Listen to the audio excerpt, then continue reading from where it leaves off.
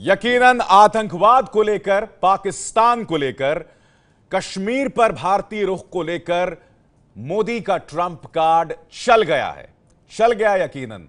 मगर नौकरियों, निवेश, इन तमाम मुद्दे हैं जिन्हें संबोधित किया जाना बाकी है।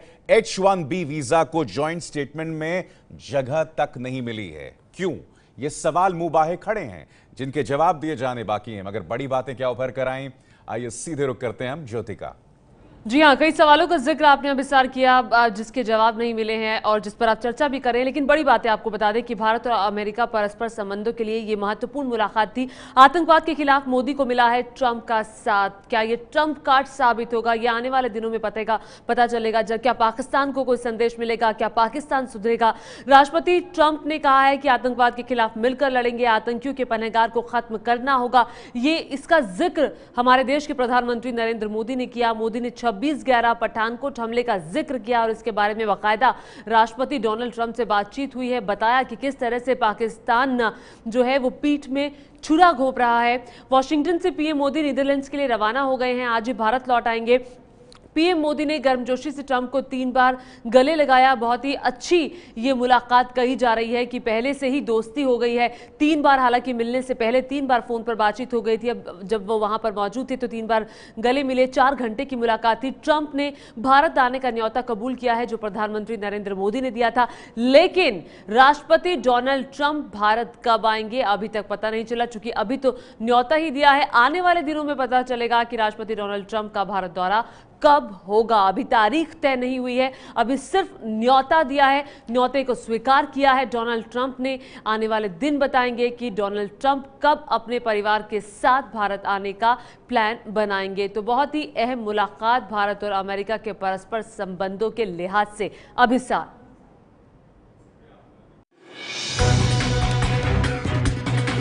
We will destroy radical Islamic terrorism. आतंकवाद से लड़ना, पनाहगाहों को समाप्त करना हमारी सहभागिता का एक महत्वपूर्ण भाग होगा।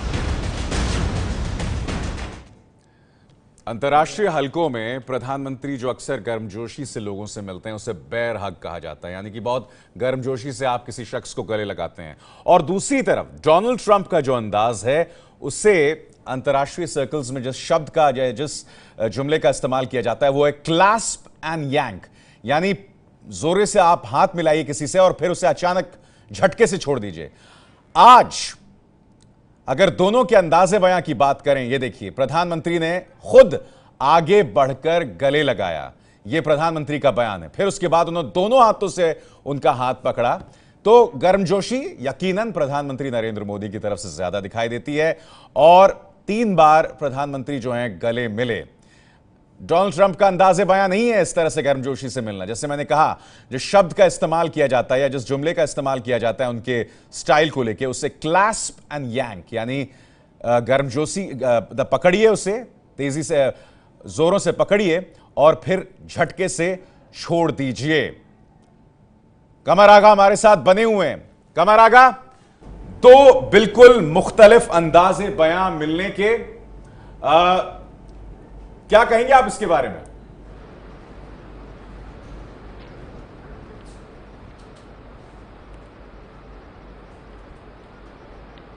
देखिए, ये मोदी जी का एक स्टाइल है। वो हम सारे नेताओं के साथ इस तरह से वो मिलते हैं और बड़ी जल्दी अपना कनेक्ट बना लेते हैं। और हमने देखा अभी फ्रेंच प्रेसिडेंट जो कुछ ही दिन पहले इलेक्ट हुए हैं, उनसे भी इसी तरह से मिले थे, पहली दफ़े मिले और फौरन ही उनसे उनकी दोस्ती हो गई। वो भी भारत आने पे तैयार हो गए हैं और इसी तरह ट्रंप के साथ भी हुआ है, वो भी भारत आएंगे और एक परिवार, पूरे परिवार के साथ आएंगे, पूरे परिवार को। देखिए, मोदी जी एक तरफ तो लीडरों के साथ समझ करते हैं, दूसरी तरफ वो जनता के साथ भी अपना कनेक्ट बनाते हैं। वो हमेशा रोड शो करते हैं शहरों शहरों में जाके और उसके बाद पब्लिक मीटिंग्स करते हैं, वहाँ पे उसी तरह की भाषा भी बोलते हैं पब्लिक से। तो वो ये उसमें उनको काफ़ी एक्सपर्टाइज अब हो चुकी है कि वो किस तरीके से जनता के साथ कनेक्ट करें, किस तरीके से लीडरों के साथ करें। भाषा का भी उस अलग अलग जगहों पे अलग अलग इस्तेमाल करते हैं। अभी सर मैं एक चीज़ और कहना चाहूँगा, वो ये कहना चाहूँगा इस विजिट में जो सबसे इम्पॉर्टेंट बात थी वो थी कश्मीर और पाकिस्तान। कश्मीर में किस तरीके से हालात को सुधारा जाए। पिछली दफ़े जो हालात बिगड़े थे, अभी जो बिगड़े हुए हैं, उसमें सैयद सलाहुद्दीन का सबसे बड़ा रोल था। और एक तरफ तो हिंदुस्तान ने बाकायदा, मोदी सरकार ने ऑल आउट वॉर मिलिटेंसी के खिलाफ वहाँ छेड़ रखी है। पिछले कुछ दिनों में कई कमांडर मारे गए, हर रोज मुठभेड़ हो रही है जिसमें लोग मर रहे हैं। दूसरी तरफ बॉर्डर पे भी चौकसी बढ़ा दी गई है, इन्फिल्ट्रेशन में मुश्किल हो रही है। हाफिज सईद अब सामने नहीं है इस समय जो है ये सलाहुद्दीन सामने है। सलाहुद्दीन का आतंकवादी घोषित करने का मतलब ये है कि फिलहाल तो उनको हटना पड़ेगा। जो 8 जुलाई के उनके कैंपेन और प्लान थे कि कश्मीर में आग लगाएंगे और कश्मीर में बिल्कुल रोज डिमॉन्स्ट्रेशन होगा, ये सब तो उस निगाह से कमर आगा साहब, उस निगाह से कमर आगा साहब यकीनन भारत की बड़ी जीत। और जैसे कि कमर आगा साहब कह रहे थे कि जब प्रधानमंत्री कहीं जाते हैं तो वहां की जनता से भी संवाद होता है, और जनता से दरअसल उनका तात्पर्य था वो भारतीय जो वहां बसे हुए हैं। हालांकि आपको याद होगा जिस तरह का रॉकस्टार शो पिछली बार एमएसजी में हुआ था, वैसा नहीं था इस बार, उतना उस बड़े पैमाने पर नहीं था।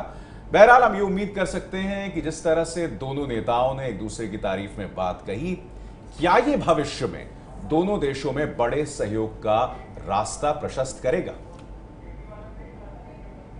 Prime Minister Modi, thank you for being here with us today. It's a great honor to welcome the leader of the world's largest democracy to the White House. हमारी ऐसी मजबूत स्ट्रेटेजिक पार्टनरशिप है जिसने मानव प्रयासों के लगभग सभी क्षेत्रों को स्पर्श किया है। अमेरिकी राष्ट्रपति डोनाल्ड ट्रंप ने जब अपना बयान पढ़ा तो कई बार भारत और पीएम मोदी की तारीफ की। I am thrilled to salute you, Prime Minister Modi, and the Indian people for all that you are accomplishing together. Your accomplishments have been vast. India has the fastest growing economy in the world. We hope we're going to be catching you very soon in terms of percentage increase. I have to tell you that. We're working on it. In just 2 weeks, you will begin to implement the largest tax overhaul in your country's history. We're doing that also, by the way. अमेरिकी राष्ट्रपति ने अपने बयान में कहा कि भारत के साथ संबंध से अमेरिका में रोजगार के अवसर बढ़ेंगे।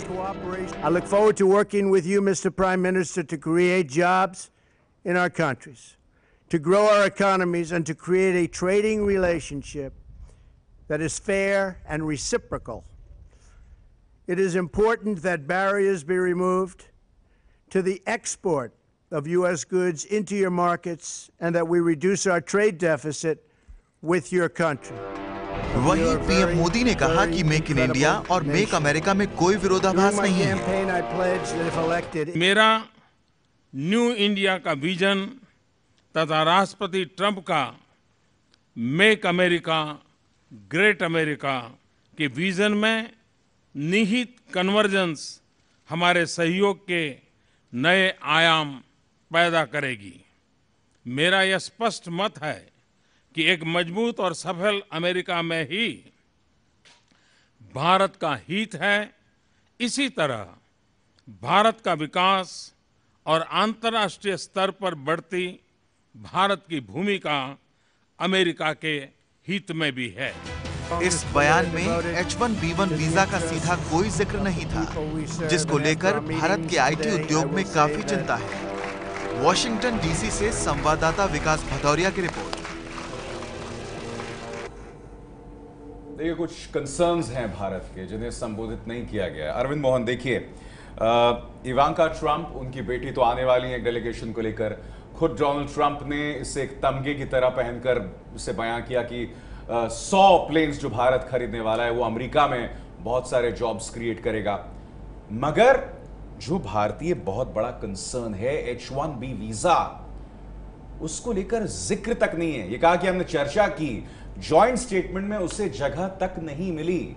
मुझे ये चीज चिंतित करती है। देखिए, अभिसार असल में ये है कि अभी ये कोई भी फैसला वहाँ हुआ नहीं है। ये उनके राष्ट्रपति चुनाव के बयानों के आधार पे हम अटकल लगा रहे हैं और कंपनियां अपने फैसले करने लगी हैं। बाकी लोगों में डर है कि रोज़गार कम होंगे, लेकिन अमेरिकी सरकार की तरफ से अभी कोई पहल नहीं हुई है। और पहल का मतलब ये है कि फैसले फिर कांग्रेस के अप्रूवल के बाद ही होंगे। तो इसलिए आगे से हम उसको कहीं एक बड़ा मुद्दा बेमतलब अभी बना लें झगड़ा, उससे ज़्यादा जो इन्वायरमेंट वाली बात है जिस पे अमेरिका ने एक्शन लिया है और जो सीधे भारत को निशाना बना रहा है, वो मसला आना चाहिए था। लेकिन मेरा ये मानना है कि पहली यात्रा में अगर हम संबंधों को एक साथ जिस बराबरी पे हैं और जिस लेवल पे हैं, जिस गर्मजोशी पे हैं, अगर उसको बनाए रखते हैं तो ये अपने आप में एक उपलब्धि है। क्योंकि अमेरिका अगर आपके साथ बना रहेगा तो इकोनॉमी में और वर्ल्ड पॉलिटिक्स में आपकी जगह मजबूत रहेगी। अभी एक ऐसे प्रोविज़न पे जो सिर्फ चुनावी बयान है, उस बात को आगे बढ़ा के झगड़ा मोल लें। बिल्कुल, हमें ये भी देखना होगा दबाव जरूर बनाना चाहिए। अमेरिका और भारत किस तरह का सामरिक सहयोग कायम करते हैं, क्योंकि चीन और पाकिस्तान ये गठजोड़ और मजबूत हो रहा है। एक अरसे बाद कैलाश मानसरोवर जो हमारे तीर्थयात्री हैं वो जा रहे थे, उन्हें रोका गया और चीन ने इस बात की पुष्टि की है कि इसकी वजह दरअसल सीमा तनाव जो चल रहा है भारत और चीन के बीच वो है। तो ये काफी मायने रखता है, ये घटनाक्रम जो तनाव लगातार बढ़ रहा है, ऐसे में सामरिक सहयोग जो है काफी मायने रखता है। बहरहाल अमेरिकी राष्ट्रपति डोनाल्ड ट्रंप को इन्विटेशन दिया है जो उन्होंने सिद्धांततः स्वीकार कर लिया, मगर अभी तारीखों का ऐलान नहीं किया गया है।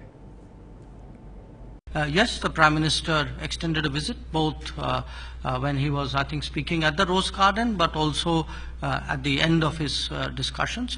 The President accepted it, but, you know, again, I don't have a specific time.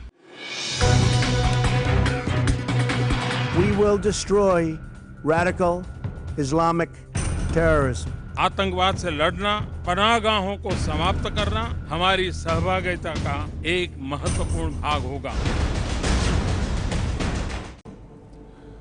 मुझे याद है विजय, जब पूर्व प्रधानमंत्री मनमोहन सिंह ने भी बराक ओबामा को कहा था कि we are not in the business of stealing American jobs, हम अमेरिकी नौकरियों को चोरी करने के धंधे में नहीं है। मैंने अक्सर देखा है जब नौकरियों की बात आती है तो अमेरिका का रवैया एक बहुत ही छोटी ज़हन है, छोटी सोच के तौर पर उभर कर आता है। आज जो पूरा घटनाक्रम दिखाई दिया, उससे आप इस बात की पृष्ठभूमि में कैसे देखेंगे? नहीं, आप बिल्कुल सही कह रहे हैं। आपको ध्यान होगा कि बराक ओबामा भी जब हिंदुस्तान आए थे और अमेरिका में जब बेरोजगारी दर थोड़ी बढ़ गई थी, तब भी उन्होंने कहा था कि वो चाहते हैं कि कम से कम 50,000 नौकरियां भारत की वजह से अमेरिका में हों।